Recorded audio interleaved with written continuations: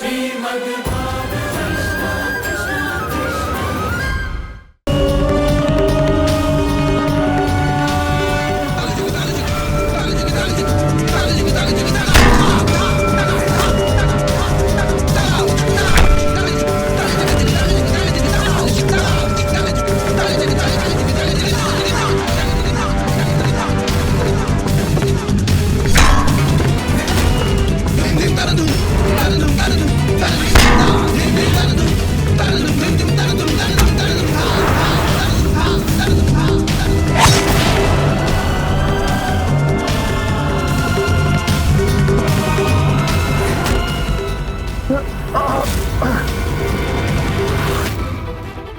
राम, राम, मेरे प्राण हरण करने वाला ये तीर किसका है? किसने मुझे छुप कर मारा? कौन है वो मर्यादाहीन जो वीरता को कलंकित कर रहा है? कौन है वो?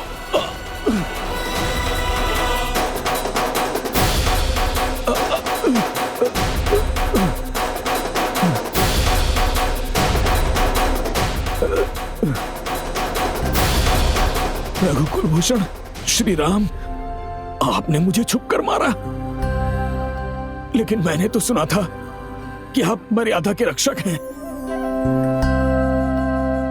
फिर मैं आपका शत्रु कैसे हो गया? किसी को अनजाने में छुप कर मारना, क्या यह क्षत्रिय धर्म है? आपका वीरत्व, आपकी आर्य संस्कृति और मर्यादा यही है राम। आपने ये पाप क्यों किया? किष्किंधापति बाली, तुम्हें धर्म, न्याय और लोकाचार का तनिक भी ज्ञान नहीं है क्या? जो अज्ञानियों की भांति मुझ पर अभियोग लगा रहे हो।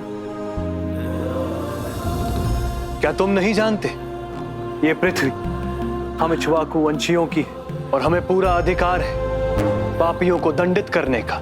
यही मैं जानना चाहता हूँ इक्ष्वाकु वंशीय राम कि मेरा पाप क्या है? क्या तुम्हें अपने पापों का ज्ञान नहीं है बाली?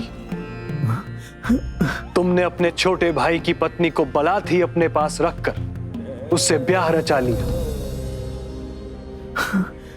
स्वयंभू मनु महाराज की व्यवस्था के अनुसार कन्या, बहन, पुत्रवधू तथा छोटे भाई की स्त्री एक समान ही होती हैं।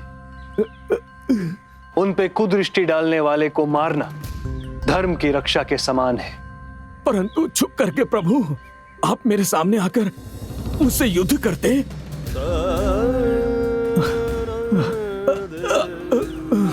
महायोद्धा बाली, तुम्हें छिपकर मारना मेरी विवशता थी। तुम वीरता से नहीं, इस वरदानी रत्नमाला के कारण तुम्हारे सामने युद्ध भावना से आने वाले का आधा बल खींचकर विजयी होते रहे। इसी कारण मुझे छुपकर तुम पर प्रहार करना पड़ा, क्योंकि मुझे तुम्हारे अधर्म और अन्याय का अंत करना था। फिर भी मुझ पर तुम्हारा ये ऋण है। इस ऋण को मैं अपने साथ ही लेकर जाऊंगा और समय आने पर तुम्हारा ये ऋण अवश्य चुकाऊंगा।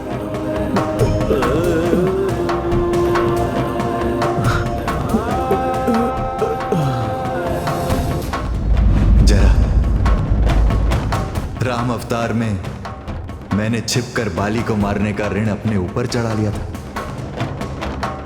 और इसी कारण इस जन्म में तुमने मुझे छिपकर मारा। इसका पाप तुम्हें नहीं चढ़ेगा, क्योंकि तुमने मुझे ऋण से मुक्त किया है।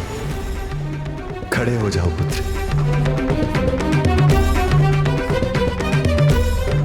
तुम्हारी माता तुम्हारी प्रतीक्षा कर रही होगी। नहीं नाथ, मैं दंड लिए बिना कहीं नहीं जाऊंगा प्रभु, मुझे दंड दीजिए। तुम्हें दंड नहीं पुत्र, तुम तो पुरस्कार के अधिकारी हो।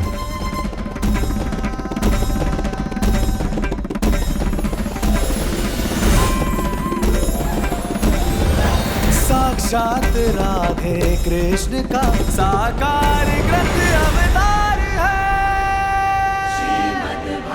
वन नरेश अशीर नंदन महाराज जरा की, वन नरेश अशीर नंदन महाराज जरा की।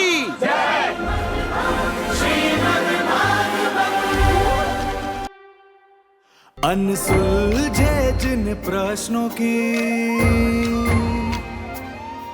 जिज्ञासा में संसार लगा,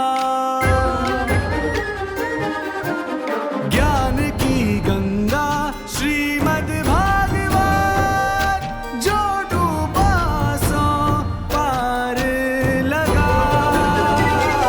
श्रीमद् भागवत, श्रीमद् भागवत, श्रीमद् भागवत, श्रीमद् भागवत।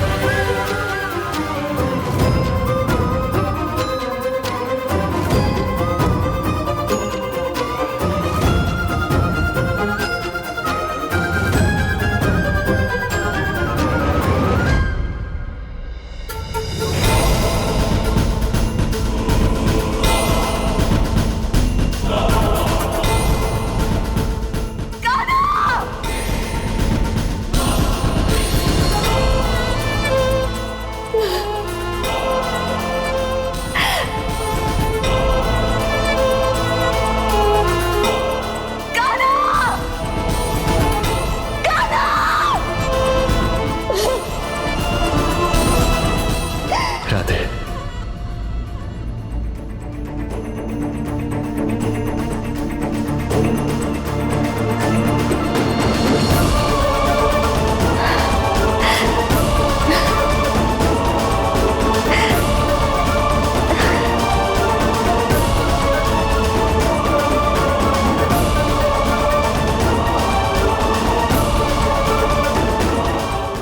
रो मत राधे।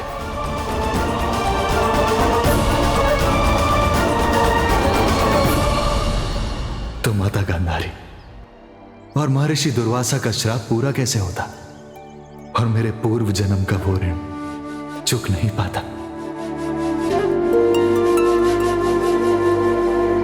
परंतु कान्हा, तुम्हारे जाने के बाद आर्यव्रत और पांडवों का क्या हुआ? अब तुम्हारी आज्ञा से मैं एक अल्प विराम तो ले नहीं सकता राधे। कान्हा, अब तुम मुझे नई कहानी सुनाओगे? नहीं राधे, अब मैं एक अल्प नहीं दीर्घ विराम लूंगा।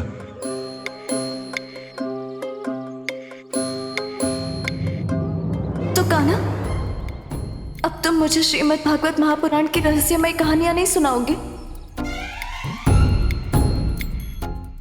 मैंने ऐसा तो नहीं कहा राधे। हम फिर मिलेंगे एक अंतराल के बाद, तुम्हारे कुछ नए प्रश्नों विस्तार है और मेरी कुछ रोमांचकारी और रहस्यमयी कथाओं के साथ। राधे कृष्ण का साकार ग्रंथ अवतार है। ये उचित नहीं है कान्हा। अनुचित भी नहीं है राधे।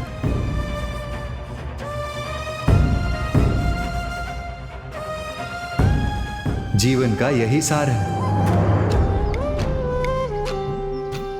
एक आत्मा जन्म लेती है, प्रश्नों की बढ़ती है, सुख दुख को भोगती है और फिर मृत्यु लोक से शून्य लोक वापस चले जाती है। हम भी इस संसार में आए हैं अपने कुछ प्रश्नों और उनके उत्तरों के साथ। अब हमें वापस जाना होगा। पार लगा। तब तक प्रतीक्षा करो, हम शीघ्र ही लौटेंगे श्रीमद् भागवत के दूसरे स्कंद की कुछ नई कहानियों के साथ। और हाँ, मेरा वचन कभी झूठा नहीं होता।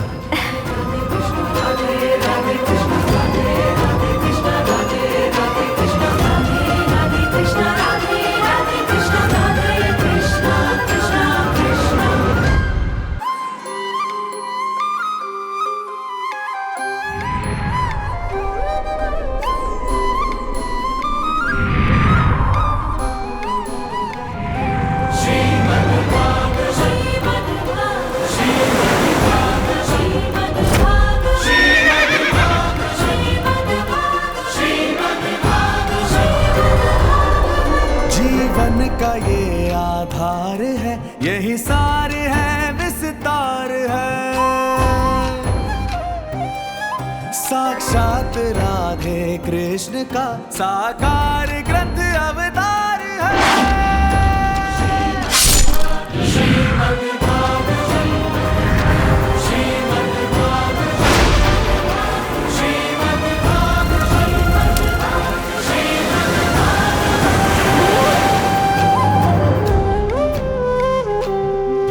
अनसुलझे जिन प्रश्नों की